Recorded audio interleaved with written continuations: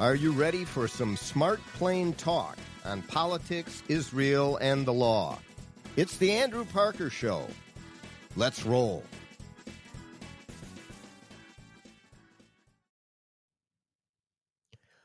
Welcome to another episode of the Andrew Parker Show. Thank you once again for joining us as we talk politics, Israel, and the law. This is episode 422. Holy mackerel. And we're going to toss it around a bit with our good friend and return guest to the show, Paul Anderson, one-time Minnesota State Senator, and before that, Deputy Chief of Staff for, I dare say, the last great governor of the state of Minnesota, Tim Pawlenty. We have not won statewide as a Republican Party ever since, if you can believe it. If we knew then what we know now, we might have taken a few different paths. But hope springs eternal, and we will talk about this with Paul Anderson, because the Democrats appear to be putting up one clown face, Tim Walz, or as Jesse Waters refers to him as, Tampon.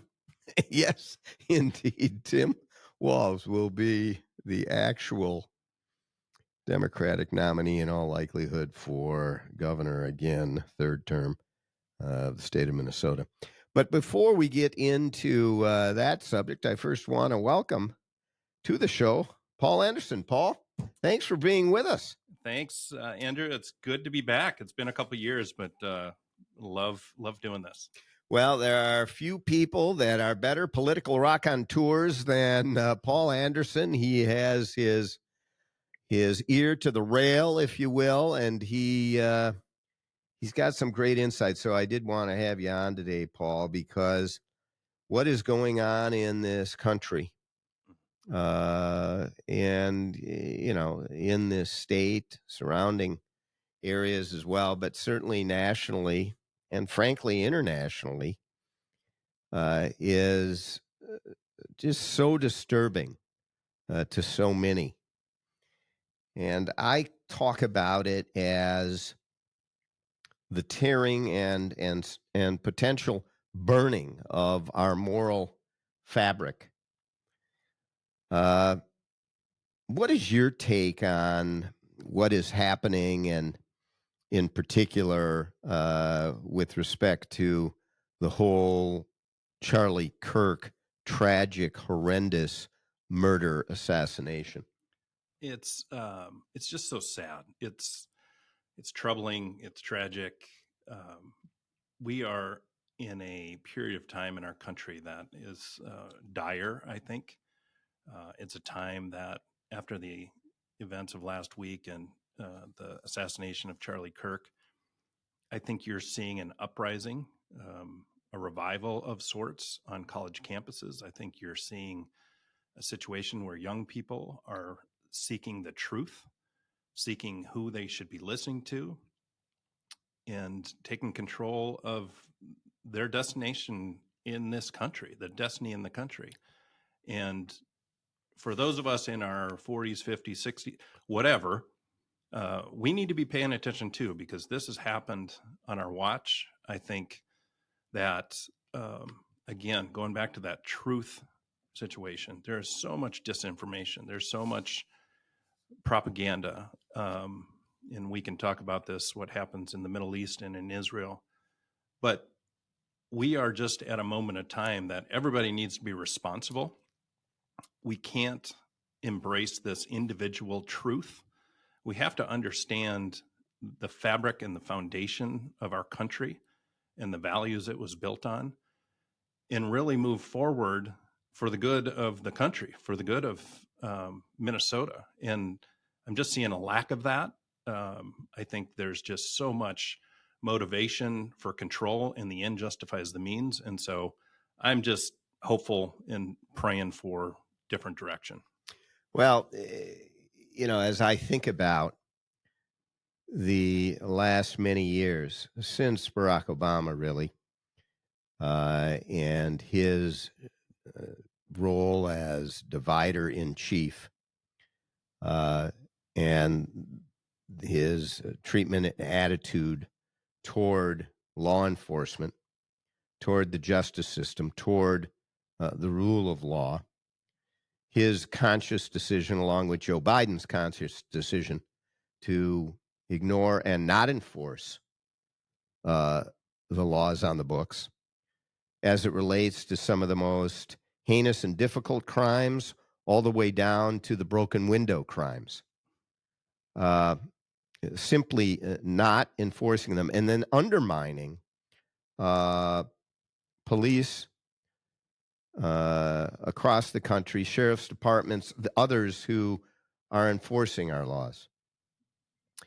And then putting in the other parts of the justice system, judicial branch, judges who also will freely let criminals go, let them out, leniency, cashless bail. All of it has deteriorated and undermined our ability to have law and order. And so, is it a wonder that we have the criminal issues that we do today? And this is along with everything that goes on social media and the lone wolf issue that we appear to face. And then when you tie that to international terrorism and our unwillingness in the West to fight the fight that has to be fought, Israel is doing it for us. Mm-hmm. And we're condemning them while they do it. Right. And we're trying to tie one arm behind their back as they do it because we're unwilling to do it. And I'm talking here about Western Europe. I'm talking about the Democratic Party in the U.S., unwilling to do it in the same way that the left across the world, as well as in the United States, have failed and are continuing to fail to confront crime. And in fact, are unwilling to do it and are washing away or sweeping under the rug the victims while the criminal element exponentially grows, while terrorism internationally exponentially grows. This is, in certain respects, a war for the moral foundation of Judeo-Christian values. Thoughts? I just believe we are in a spiritual warfare. I think, and this is not to say I'm good, you're evil, vice versa. I think we are in a moment in time in our world and certainly in our country to understand that what is happening externally, the threat to the United States, the threat to Israel, the only democracy in the Middle East, that the destruction and the complete annihilation of Jews in Israel is the first step to coming and doing it to our country.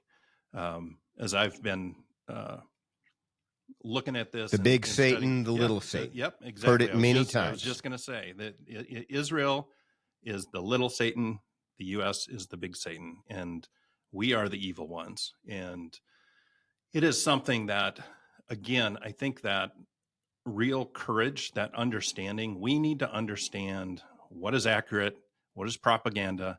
It's hard in this day and age of social media. It's really hard in days like this, following the assassination of Charlie Kirk, to hear things that are said and then are exponentially shared that are just wrong, just inaccurate.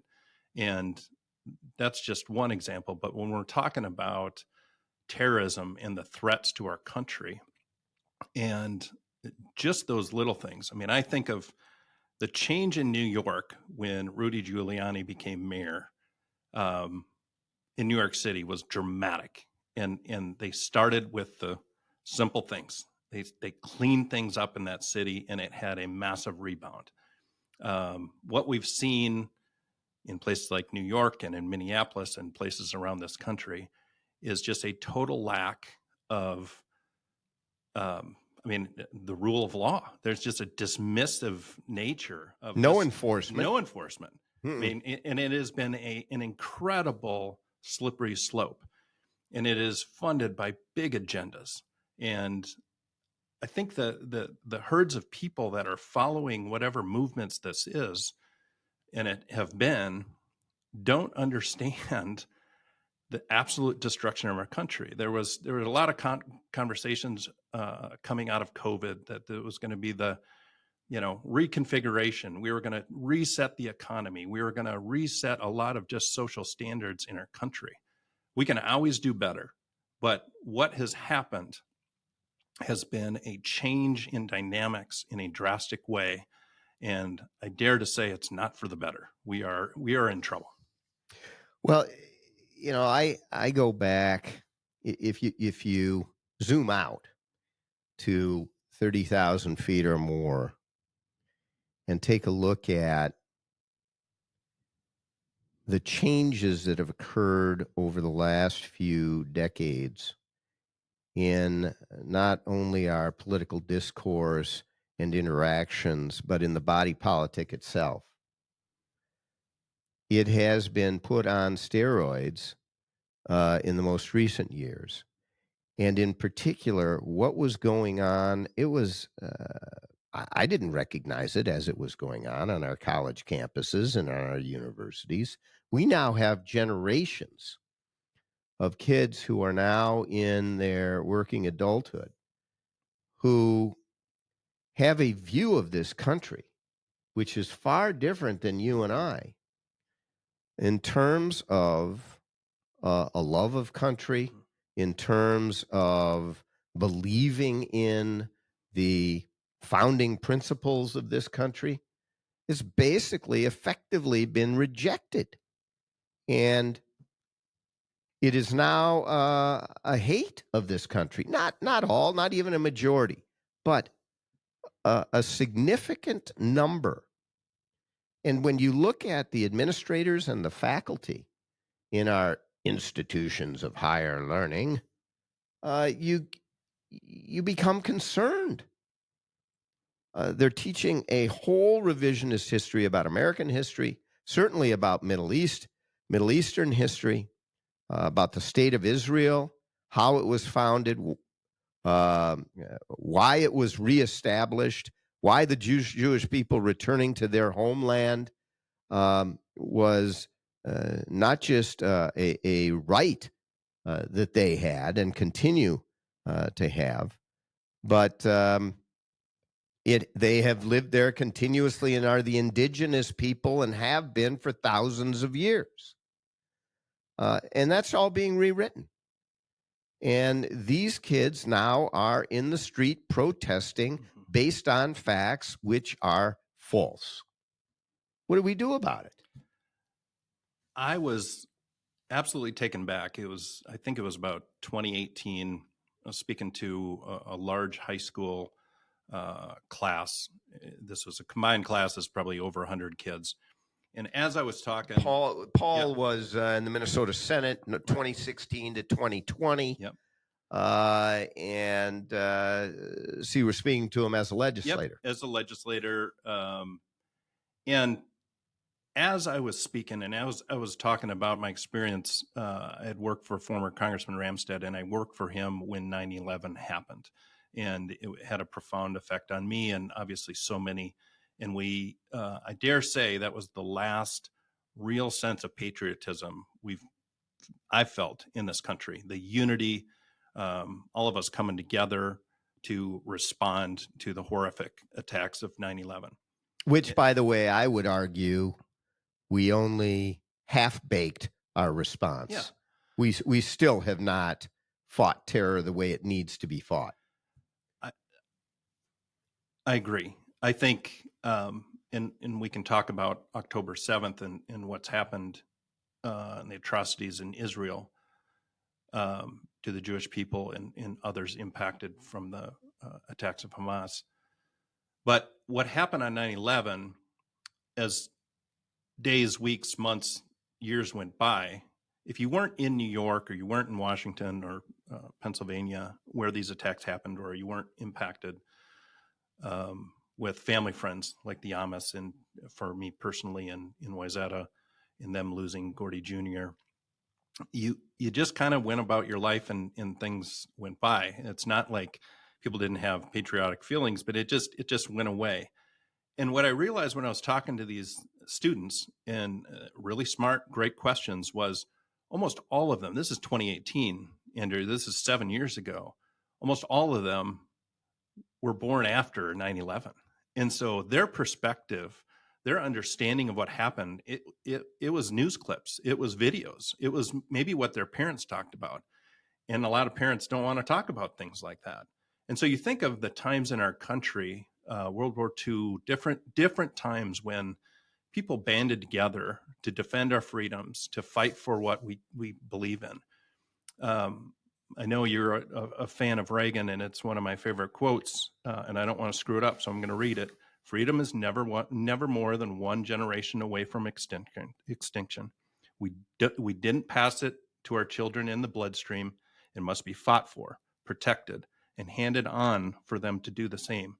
Or one day we will spend our sunset years telling our children and our children's children what it was once like in the United States where men were free.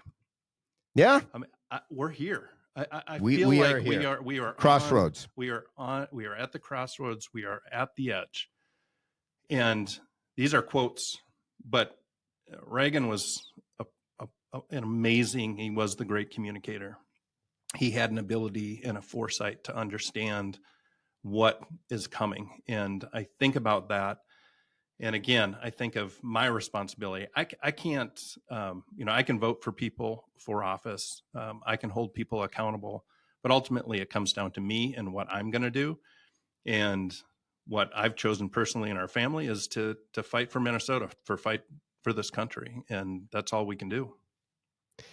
Speaking of Reagan and the protests in the streets regarding George Floyd, the murders, the enormous $1 billion+ of property destruction, the arson, and all that occurred. And since then, the unruly, riotous protests claim to be protected by the First Amendment, but it certainly is not, because it has crossed the line repeatedly on college campuses. Reagan might say something like this.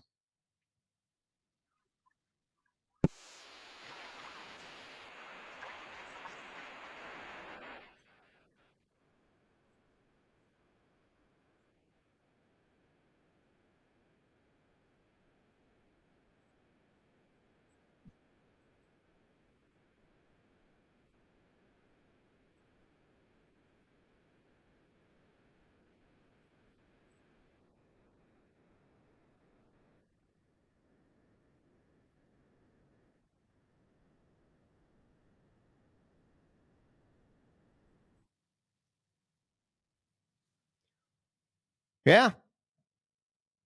You know, you can choose the laws you want to obey. You can shoot the United Healthcare CEO in the back. And you're going to be able to raise $1.3 million online for doing that. You can shoot from distance on a roof and murder the father of two, husband, great communicator himself, to a whole generation of kids. In cold blood, you can murder him, and you will get sympathy from the left. And don't say it isn't, because that's what it is. They don't like his views. His views were not Nazi views. Even if they were, the Nazis were allowed to march in Skokie, Illinois, home of the largest community of Jewish Holocaust survivors anywhere in the country. That's where they were allowed to march. And as horrific as that was, peacefully. and they did. But Charlie Kirk wasn't espousing any values like that. In fact, the opposite. And he was entirely peaceful and open-armed, embracing of those who opposed him or his views. And he gets murdered. Yeah, it is absolutely horrific.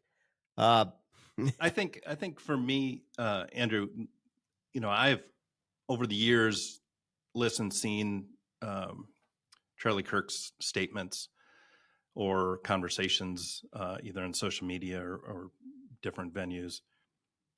I have watched a lot in the last week, and the way that young people have been impacted, I find myself compelled to keep listening to some of the words he shared, and they weren't hateful. They weren't racist. People are twisting his words, which were based on what I believe is truth. And he lived his testimony of his life. He wanted to live out his faith. He wanted to be bold and courageous, as Joshua 1:9 calls us to be as people of faith. He embodied that. He shared truth, and he was killed for it. The hatred, and again, I go back to that spiritual warfare. I mean, the evil that wants to attack good. Was Charlie Kirk perfect? No, he was not perfect. But his words, his living testimony of his life should not have been taken because what he was doing on college campuses. Yeah, and it's also an issue of most of those on the left who oppose Kirk and who hated Kirk did so because of his religious beliefs, because he was espousing Christian values and tenets. And they hated him for that. They hated him for not following the line of thought that men can be women and women can be men, and transgender rights and gay marriage rights. And these were contrary to Charlie Kirk's Christian faith beliefs. He did not, however, require everyone to believe as he does. Right. And he believed strenuously in freedom of thought, freedom of expression, whether you agree or disagree with him, which is why he went into locations of disagreement as often or more often than he did of agreement. Right. And, he gets murdered for exercising his freedom of religion, his freedom of expressing his religious faith. And that, it doesn't get any worse than that. It's horrific. And the left has to recognize that. If they believe in the freedom of expression, if they believe in the freedom of thought, freedom of religion, it's the reason that this country was created, was because of the loss of freedom of religion and expression across the pond.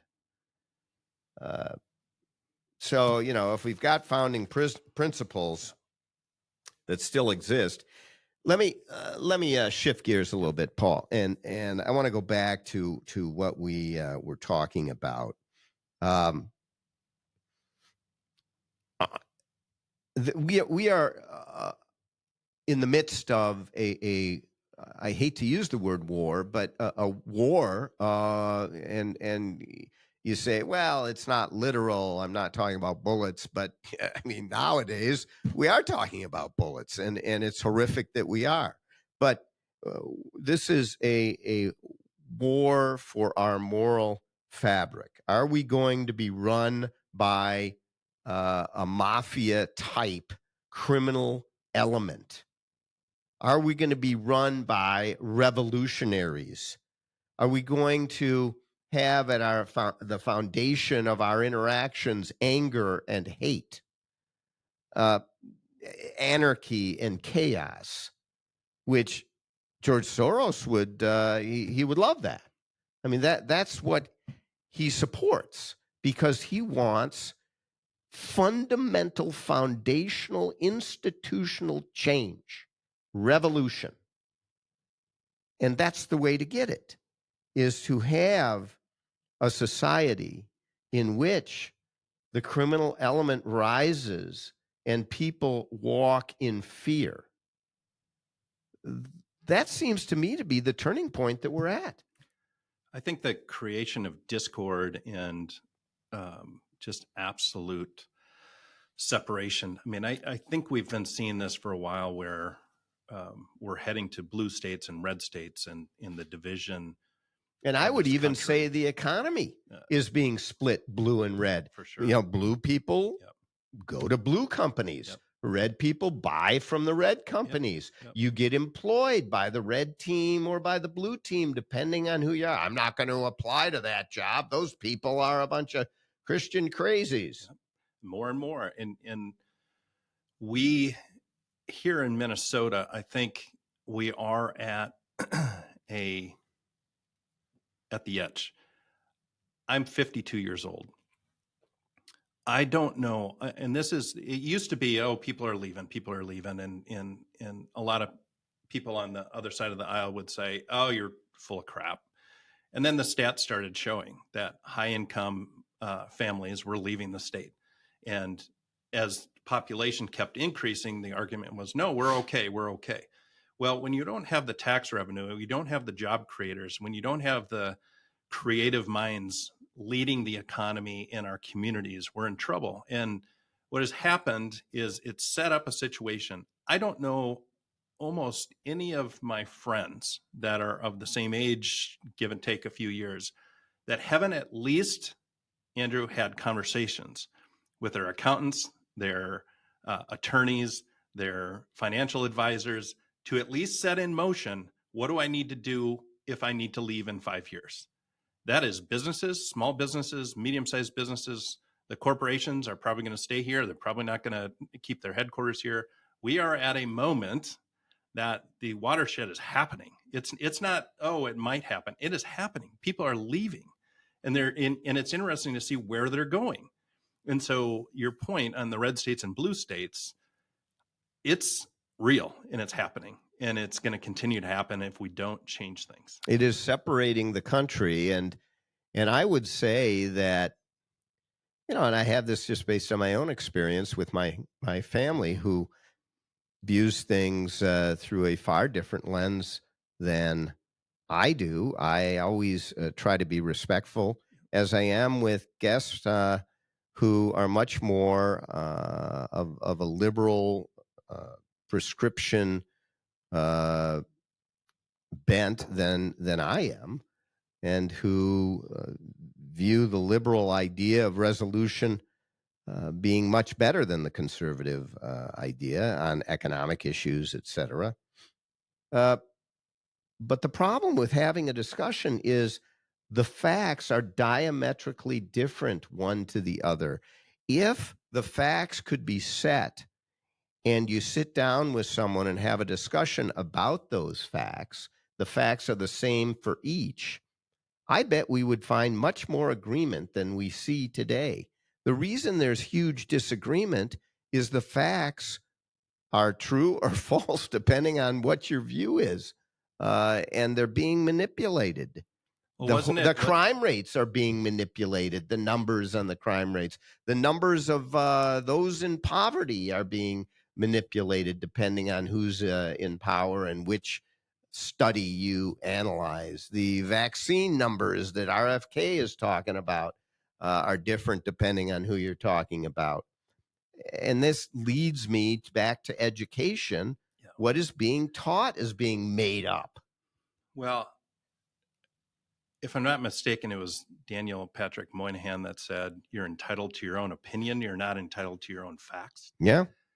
Data, for me, has become key over the years. Whether I was working for Governor Pawlenty and we were for 8 years helping lead this state, which was an incredible honor that through my 30s, I just took for granted at many days. We worked really, really hard. We did the best we could, and then we handed it off.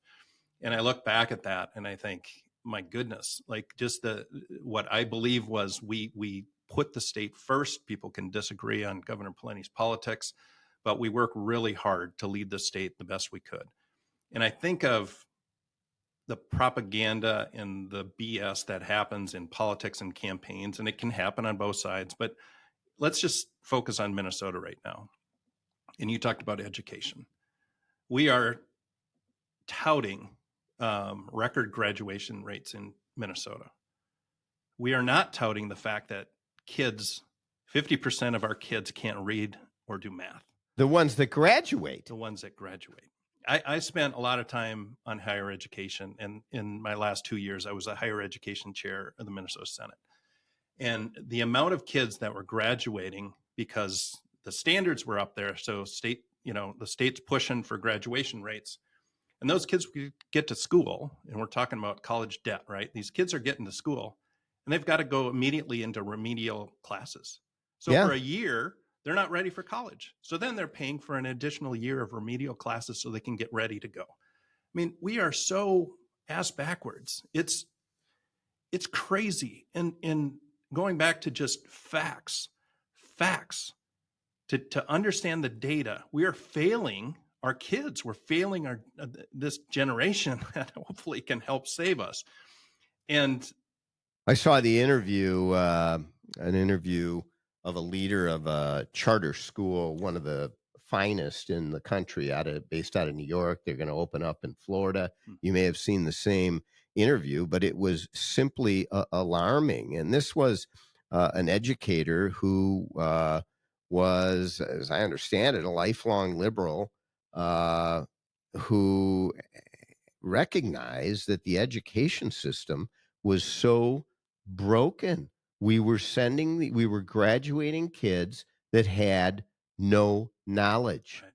They had no ability to read or do math at the level needed to graduate, but we were graduating them anyway because the incentive for the school is to graduate kids. And when that's the incentive and money follows, they do it regardless of whether they're serving the kids. And what does that do to the United States in competition with the rest of the world? It is destructive, and in the long run, we lose. And now, a word from our sponsors. Are you a business owner? Are you losing sleep because you feel your partner isn't carrying their weight, or because you no longer share the same vision or values? Are you no longer comfortable going into your own office? Are you walking on eggshells in the company you built?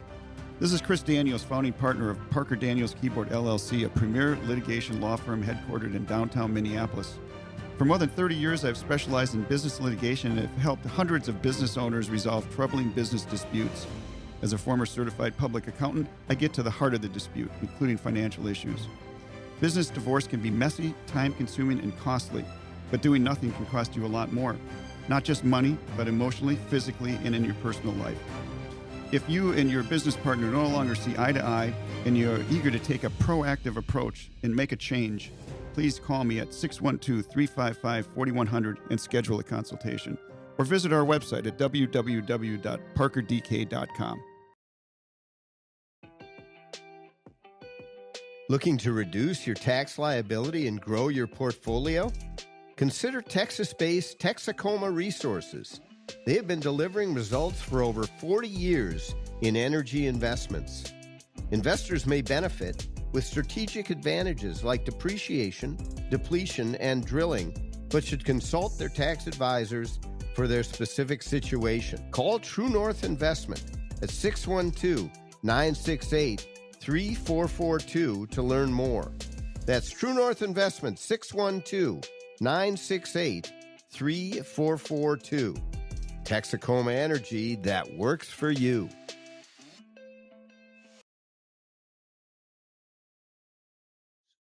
Well, we've had a couple generations here going back 20, 30 years where we've fought for the system instead of the kid. Yeah. The students have fallen off the map on how we approach policy in our state legislatures, our governors, our administrations. And in the case of Minnesota, again, we have to put the students first. We have to figure out. There's something that I realized. It's been a few years now, but the systems, it's been talked about, taught to a test, right? So the kids, the students have been taught what to learn, not how to learn. We have generations now that have a challenging way of trying to figure things out. Just in you think of creative thinking and in different ways on how to process, because they were taught what to learn, not how to learn. So they can Google. I mean, we all do this, right? The Internet of Things, Google, Wikipedia, whatever, you can instantly have access to information. But the ability to actually process and think things and be creative has been stifled or even just halted or stunted completely. And that's frightening. Puts us in a dangerous position. It causes those kids to be manipulated, to be out in the streets protesting. They don't even know what they're protesting about. They don't even know what the words are that they're shouting and chanting.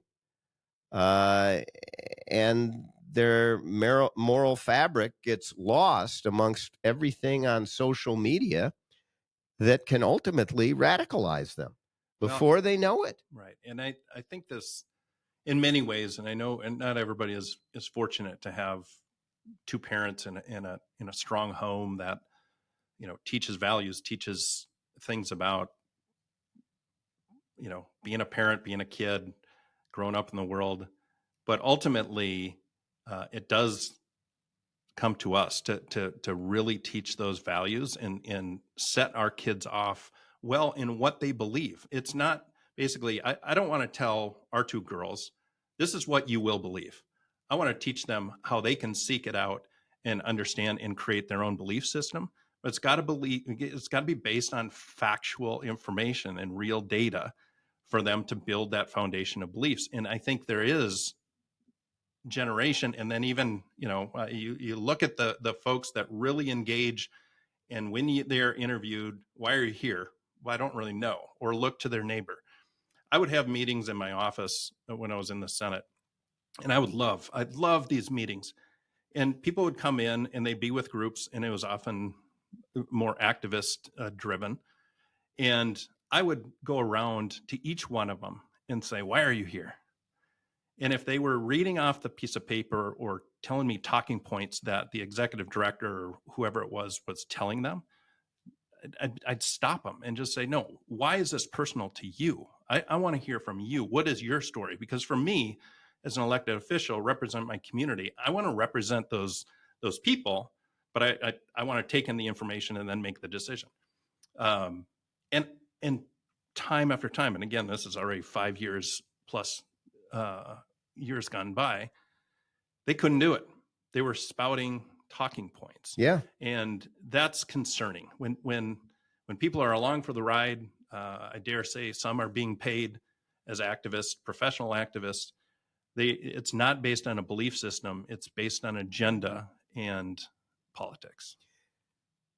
And unfortunately, what can happen, and I don't put this at the feet of the shooter's parents, but the Charlie Kirk situation, this kid Robinson, apparently, from what we know at this point, came from a well-functioning family,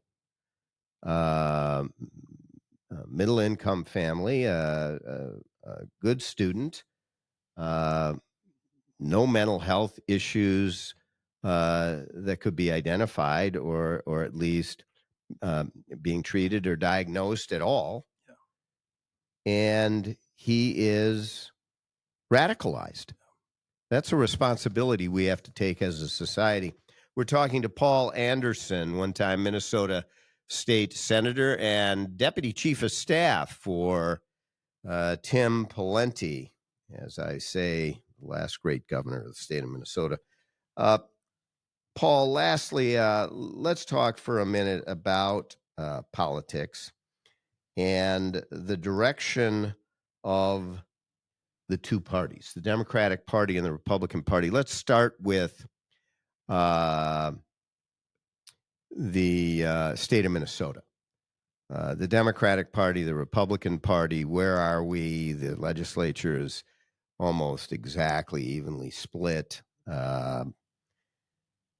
It looks like Tim Walz now will be the Democratic nominee for governor and for a third term.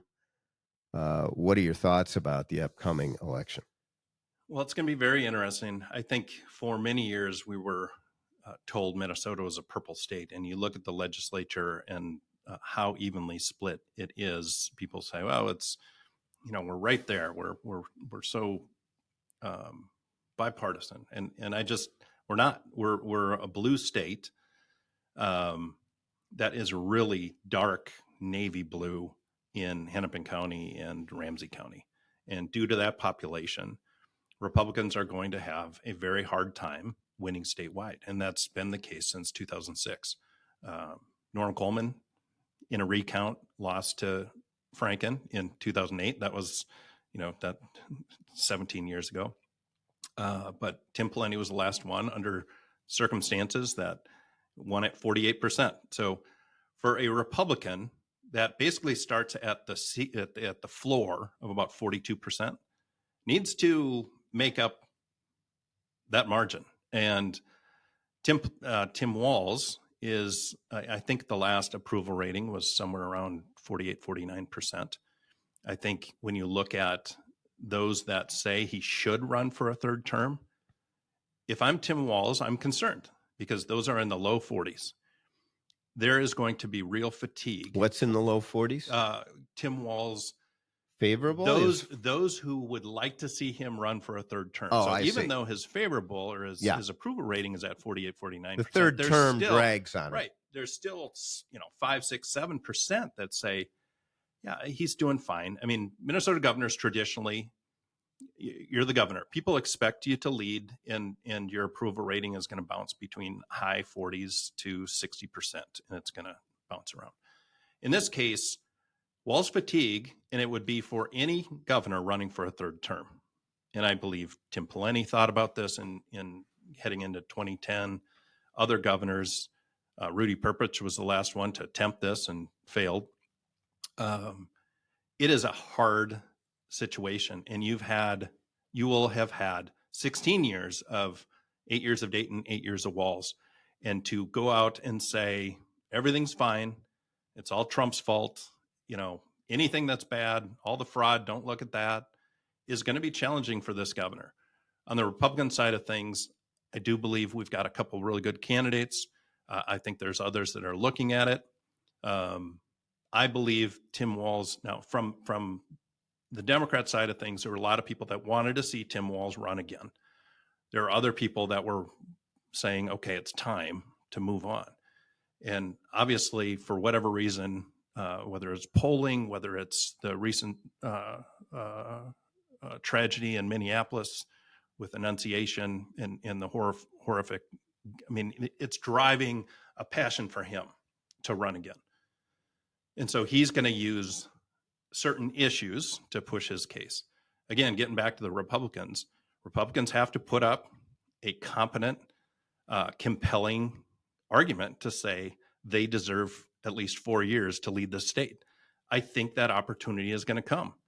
And it just matters. It depends on who that person is and whether or not they can stay out of kind of silly discussions and raise the needed money. They can be viable. They can stay on message. I do believe Minnesotans want strong leadership. They don't want government that is constantly dealing with fraud and waste of taxpayer dollars. I think they want strong education. They want their kids to read. What kind of Republican can make inroads in the Twin Cities or in the metro, even if you go to the 3rd Congressional District, which is now blue, and frankly, the 2nd Congressional District, right. Angie Craig's district, is now a bit blue. Bluer. Yeah, I'm going to get into the real operative kind of real details of how you analyze campaigns. And so some people will be like, what the heck is he talking about? Democrats have done a very good job in Minnesota of building infrastructure with a lot of money and a lot of people, a lot of resources to build over the last 20, 25 years through many different ways, a massive infrastructure on politics, on how to win campaigns. And they've done it. They've won elections from statewide all the way to locals, school boards, city councils. And that's had a massive impact on a bench of quality candidates running for Republicans, because often city councils and school boards are those areas where people kind of get their feet under them and then run for other things. I would say for Republicans in Minnesota, they have to take a page out of the Republicans' playbook, because someone like the Democrats, from the Democrats' playbook, excuse me, is someone like Congresswoman Craig. When she won her first couple of races, and even I like Angie Craig, like my personal experiences. I may not agree with her politics, but the type of candidate she is resonates and connects with people in that district. And so you're talking 5 to 10% of the population or the electorate that are going to make this decision. And she did a really great job of winning close a couple. And then, like in Minnesota, people get comfortable as long as you're not, for the most part, crazy. They're going to just say, no, I'm good with that. And now she's going to run for U.S. Senate. That race, even though it's probably a +5, +6 index, which means, basically Harris beat Trump by 5-6 points in the last election. That's kind of your generic number. And then it just depends on the quality of candidates and the issues that's resonated and everything else. So I do think there are times, and when you think about that, then you're talking about a 3-point swing. And again, if you get into the governor's race from a statewide perspective, Republicans cannot win by just having Republicans vote for them. That's your 42% mark. You Right. can't win if you don't attract independents. Is there a way Democrats. to get the Twin Cities? I believe there is. You have to keep trying. If we mail it in and just say, oh, well, we're never going to win statewide, so we're just going to focus on the legislature. Is it drumming up more votes in the 6th congressional, Tom Emmer's district, which is strongly Republican? It's everywhere. I think you're probably seeing that, strategically, and the Democrats are doing the same thing in kind of their real secure districts. You have to increase the turnout of your base. And then you have to make sure in a situation like this that those that have come out and supported Trump but may have not voted in past elections or in midterms, that they come out as well. But there's going to be issues here that should resonate with your average Minnesotans, especially when it comes to taxpayer dollars, education, public safety, fraud, and corruption in government. I mean, we are at a situation that you just can't say everything is fine. Right. And people believe it. But unfortunately, ads work, negative attacks work. So, Republicans are at, I would say, I mean, it varies, but you're at a minimum of 10-1 disadvantage on dollars in campaigns. I would say it's probably more like 15-1. Wow. And when you're thinking, 1,000 to 15,000, that's a lot. But when you're thinking millions, you're thinking 3 to 45 million, that kind of ratio. Yeah. It's legitimate money. And so you have to kind of, there's so much noise in politics and campaigns, and we've seen it nationally, we've seen it locally. There's going to be a very strong strategy from Governor Walz with a lot of, you think of the experiences, the VP candidate, you think of his roles with DGA and other organizations. You can say whatever you want about Tim Walz. He won 6 terms in the U.S. Congress, and now he's won 2 terms as governor. He knows how to campaign. He knows how to be a candidate. He didn't win with Kamala Harris, the presidency and the vice presidency. The question is, in my mind, the Walz fatigue, is it real?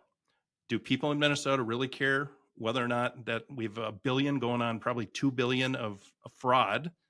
Their taxpayer dollars are screaming out the door. We spent $18 billion of surplus, and we don't have the ability to even fund school resource officers. I don't think people vote. No, on stuff like that. I understand, but I think there are percentages that people get tired. Who understand issues like that already know which way they're going to vote. They're not that group that comes out to vote who really doesn't get into the detail, but kind of goes, yeah, I like that guy, or I like that guy. My sense of Walz is this, that like the national elections involving Donald Trump, where they in large part were simply referendums on Donald Trump. It didn't matter what cardboard cutout you had running against him. It was a referendum on him.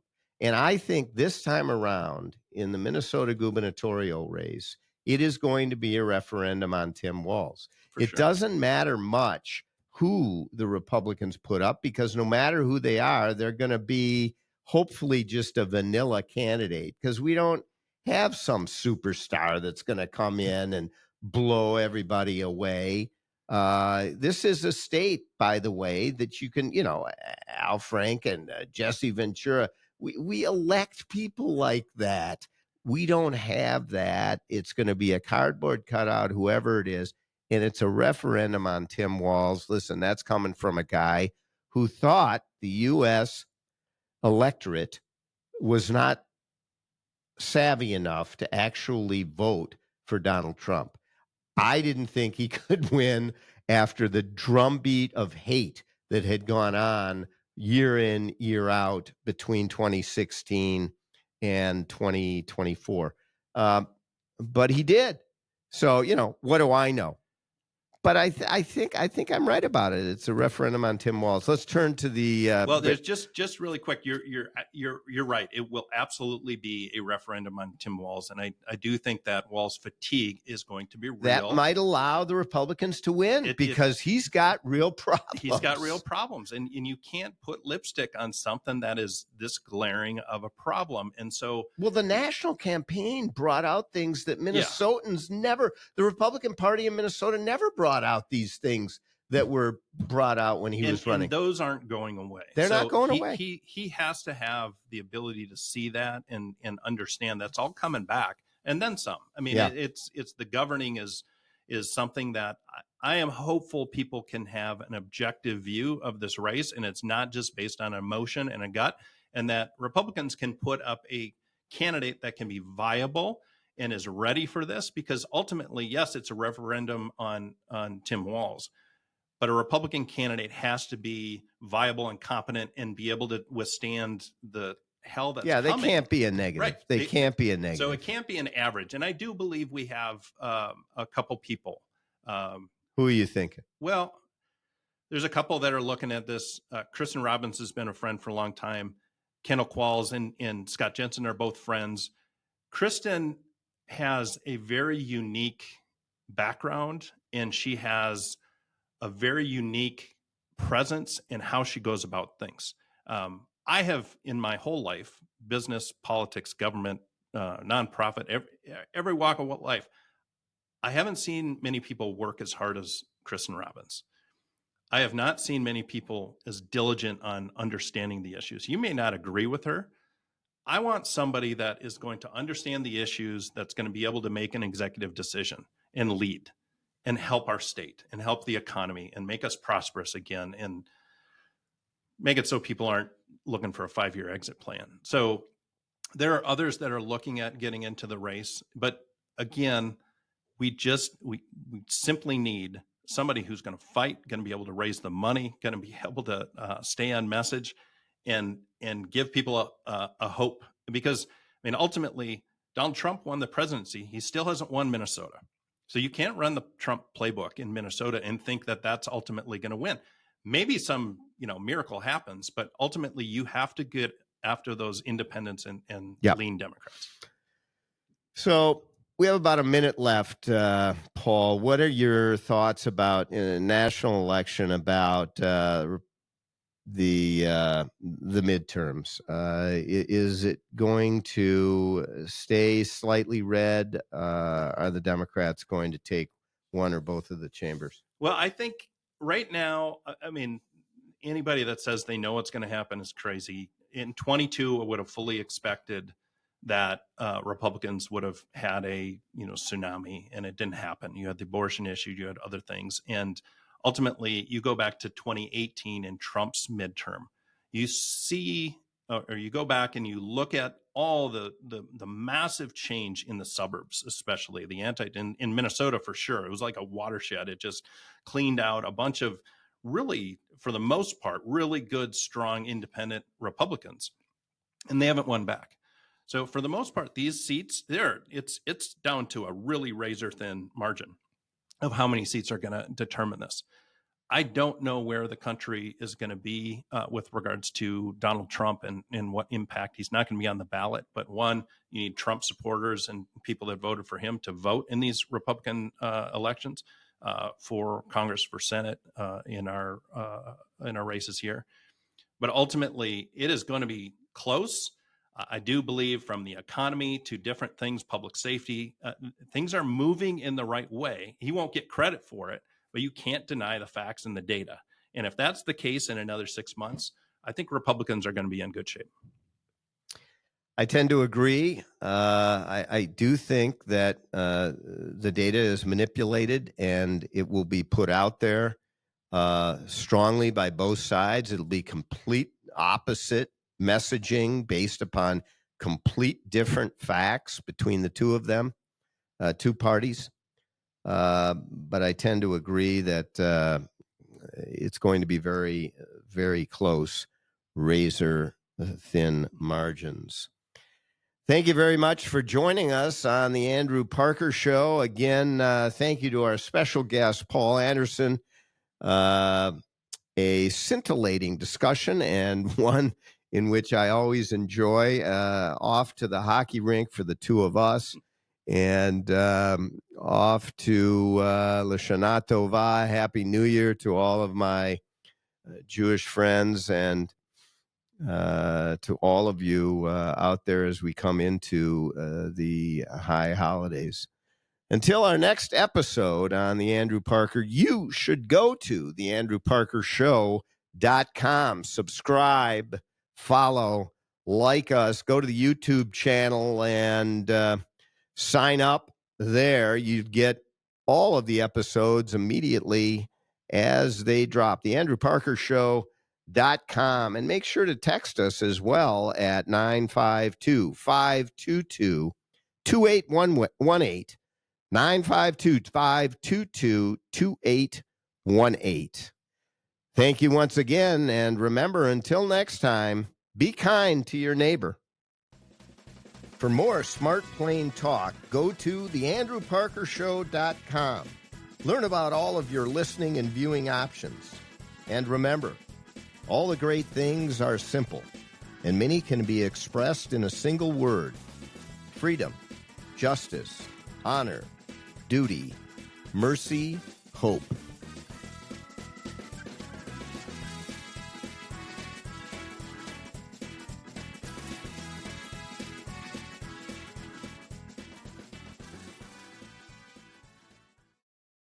This episode of The Andrew Parker Show is sponsored by Parker Daniels Keyboard and True North Private Investments. Mark Twain once quipped, "A lie can travel halfway around the world while the truth is still putting on its shoes. When you are lied about and it spreads, the resulting mayhem and destruction can be, and often is, disastrous." Hi, this is Andrew Parker, co-founder of the Parker Daniels Keyboard Law Firm. I recently handled a high-profile defamation lawsuit on behalf of a luxury home real estate agent whose business was decimated by falsehoods spread about him. After nearly 2 years of litigation and 2 weeks of trial, the jury came back with a verdict of more than $2 million for our client. Parker Daniels Keyboard. We litigate cases, we try cases, and we win cases. With a record of excellence in achieving extraordinary results, Parker Daniels Keyboard lawyers have consistently won huge verdicts for its clients in the areas of defamation, civil rights violations, regulatory battles, and intellectual property theft. For wise counsel and winning results, contact us at Parker Daniels Keyboard, premier law firm in downtown Minneapolis. Looking to reduce your tax liability and grow your portfolio? Consider Texas-based Texacoma Resources. They have been delivering results for over 40 years in energy investments. Investors may benefit with strategic advantages like depreciation, depletion, and drilling, but should consult their tax advisors for their specific situation. Call True North Investment at 612-968-3442 to learn more. That's True North Investment, 612-968-3442. Texacoma Energy that works for you.